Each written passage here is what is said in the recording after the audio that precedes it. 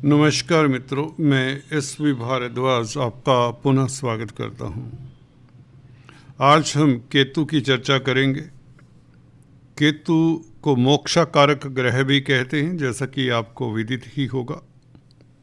और 4, 8, 12 भावों में जो कि मोक्ष त्रिकोण कहलाता है, इसमें केतु कैसा परिणाम देगा, कैसे रिजल्ट देगा, इसके ऊपर चर्चा करेंगे। दोस्तों, केतु को मोक्ष के साथ जोड़कर, अध्यात्म के साथ जोड़कर देखा जाता है, परंतु ये कार्मिक ग्रह है। अगर कुंडली में दुष्प्रभाव में होता है तो इसकी दशा अंतर्दशा अक्सर आपके कार्यों में बाधा डालती है, आपको तनाव देती है और तरह तरह के दिक्कतें इंसान को दिया करती है। राहु और केतु ये दो ऐसे ग्रह हैं जो आपकी ज़िंदगी में काफ़ी प्रॉब्लम्स के लिए जाने जाते हैं, परंतु कई बार ये जब अच्छी स्थिति में होते, कहने का मतलब जब शुभ ग्रहों से प्रभावित होते हैं, हर कुंडली के शुभ और अशुभ ग्रह हुआ करते हैं। केंद्र त्रिकोण के मालिक एक कुंडली के शुभ ग्रह होते हैं और 6, 8, 12 भाव, जिन्हें त्रिक भाव कहते हैं, इनके जो ग्रह मालिक होते हैं वे अशुभ होते हैं। राहु केतु के ऊपर केंद्र त्रिकोण के मालिकों का प्रभाव हो तो ये अच्छा फल देते हैं, क्योंकि इनकी अपनी राशि नहीं होती। जिस ग्रह के साथ होते हैं, जिस ग्रह से दृष्ट होते हैं, उसका फल तो देते ही देते हैं। तो अगर ये मोक्षाकारक ग्रह केतु त्रिक भावों में बैठा हो, उसमें से भी अष्टम और 12th भाव में, 8वें और 12वें भाव में, जो कि ये दो त्रिक भाव हैं, इसमें बैठा हो और केंद्र त्रिकोण के मालिकों से प्रभावित ना हो, क्योंकि केंद्र त्रिकोण लक्ष्मी और नारायण स्थान है, तो ये संसार से विरक्ति नहीं देता। अगर इस केतु के ऊपर देवगुरु बृहस्पति का प्रभाव, जी हाँ दोस्तों, अध्यात्म के बड़े प्लैनेट देवगुरु बृहस्पति अष्टम भाव में बैठे हुए केतु को प्रभावित करें या 12वें भाव में बैठे हुए केतु को प्रभावित करें तो मोक्ष का हकदार हो सकता है। एक दो और दूसरी कंडीशंस आपको बताता हूँ, एग्जाम्पल देकर पुष्टि भी करूँगा मैं अपनी बात की। दोस्तों, कुंडली में काफ़ी सारे योग बनते हैं। यूँ तो जो लोग सेंट बन जाते हैं, उनका चंद्रमा अक्सर हमने देखा है कमज़ोर होता है या शनि से संबंधित होता है। शनि वैराग्य के कारक हैं। शनि संसार से विरक्त करते हैं इंसान को। जिस जातक की कुंडली में शनि का प्रभाव चंद्रमा के ऊपर हो तो वो देर सवेर अध्यात्म की तरफ मुड़ ही जाता है। कितना जा पाता है ये डिपेंड करता है दूसरे ग्रहों के ऊपर, उसकी कुंडली का क्या स्ट्रक्चर है, कौन सा लगन, कौन सी राशि है, शनि का कितना प्रभाव है चंद्रमा के ऊपर, क्या शनि चंद्र इकट्ठे हैं या शनि की दृष्टि है, तृतीय दृष्टि, सप्तम या दशम दृष्टि, 3 दृष्टियाँ होती हैं।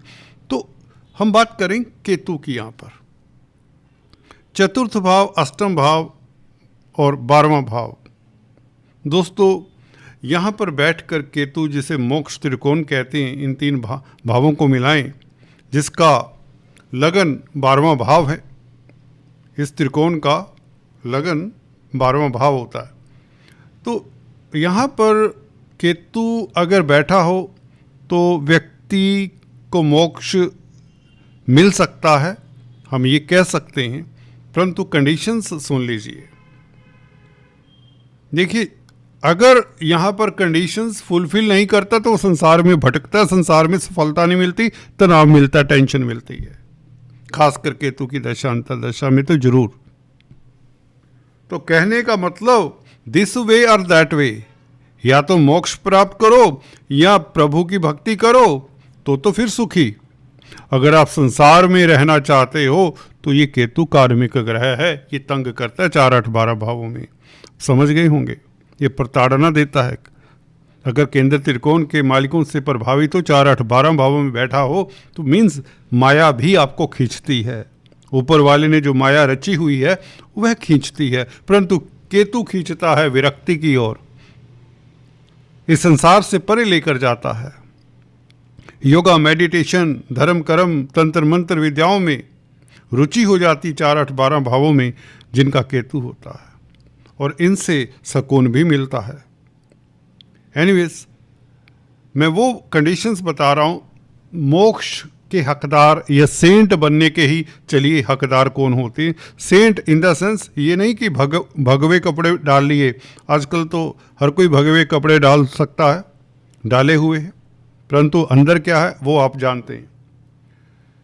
जब कुंडली में शनि चंद्र इकट्ठे हों और केतु 4, 8, 12 भावों में हो तो मोक्ष के 90% चांसेस बनते हैं। 10% अभी रोके अभी बताता हूं मैं। Guru should have beneficial effect on Mercury, Budh के ऊपर गुरु का प्रभाव हो, मरकरी एंड केतु, बुध और केतु के ऊपर गुरु का बेनिफिक एस्पेक्ट हो। हालांकि गुरु के एस्पेक्ट बेनिफिक ही होते हैं, शुभ ही होते हैं, देवगुरु बृहस्पति की दृष्टि, तो केतु और बुध के ऊपर भी प्रभाव मैंने देखा है, मेरे एक्सपीरियंस की बात है। लाल किताब तो केतु को देवगुरु बृहस्पति का चेला बताती है, वैसे भी देवगुरु बृहस्पति अध्यात्म के कारक है, तो देवगुरु बृहस्पति का प्रभाव भी अगर 4, 8, 12 भावों पे हो और केतु के ऊपर भी हो जाए तो बहुत अच्छा, तो आसानी होती है व्यक्ति को अध्यात्म के पथ पर चलने पर।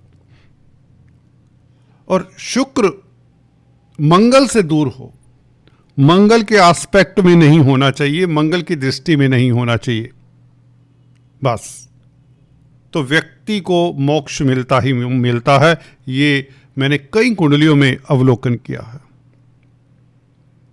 केतु 4th हाउस, अष्टम भाव, 12th हाउस, इनमें किसी भी राशि में हो, कोई कंडीशन नहीं है इसमें। उच्च का हो तो अच्छा है, वृश्चिक राशि में हो, धनु राशि में हो तो बहुत अच्छा है, फिर तो व्यक्ति का रास्ता आसान हो जाता है, उसे अच्छा गुरु मिल जाता है। गुरु से दृष्ट हो तो देखिए गुरु की कृपा हो जाती है, केतु के ऊपर गुरु की दृष्टि हो, यह देखिए नक्षत्र तक भी अगर आप देखें, मूल नक्षत्र में जन्म हो या केतु ही मूल नक्षत्र में हो, अपने ही नक्षत्र में हो, तो ऐसे पीरियड में, केतु के पीरियड में या केतु की अंतर्दशा में व्यक्ति अध्यात्म की तरफ बिल्कुल बढ़ चलता है, स्थितियां बन जाती है, उसका समाज से नाता सा कटना शुरू हो जाता है।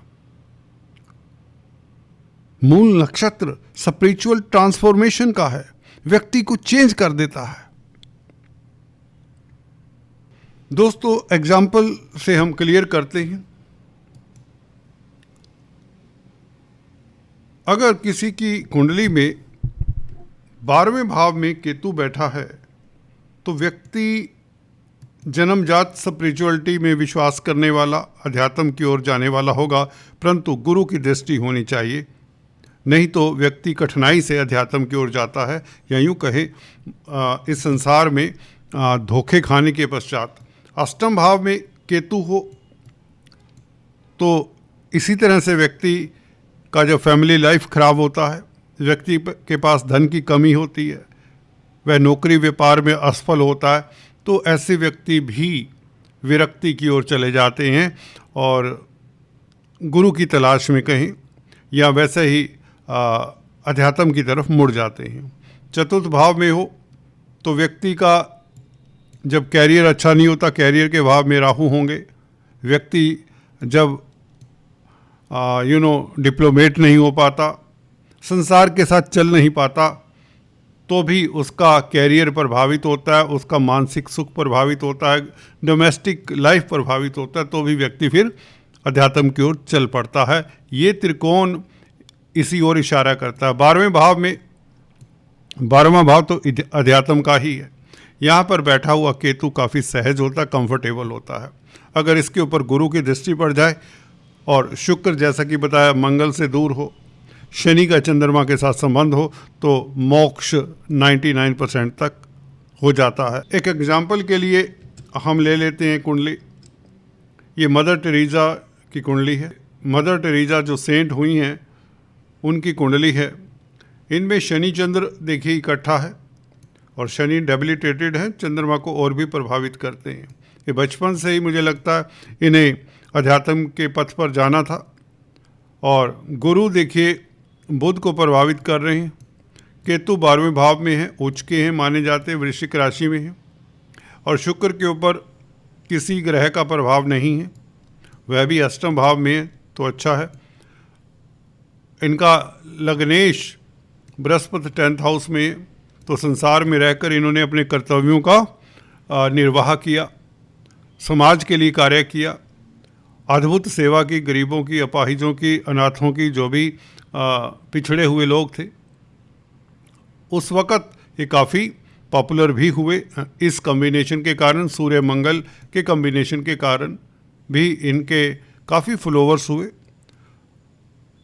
जहाँ तक मोक्ष की बात है, देखिए केतु यहाँ पर ये स्टैंप लगाता है कि इन्हें मोक्ष मिल गया होगा, क्योंकि मंगल भी 9th हाउस में है। डिस्पोजिटर ऑफ केतु मंगल बहुत अच्छी स्थिति में है, वह भी सूर्य के साथ है जो कि आत्मा का कारक है। केतु मंगल की राशि में है और मंगल सूर्य के साथ है, भाग्य स्थान में है। ये बताता है कि इनकी आत्मा को मोक्ष मिल गया होगा। शनि चंद्र भी, चलिए ये तो शुरुआत हो जाती है व्यक्ति की, जिसकी कुंडली में शनि चंद्र इकट्ठे हों।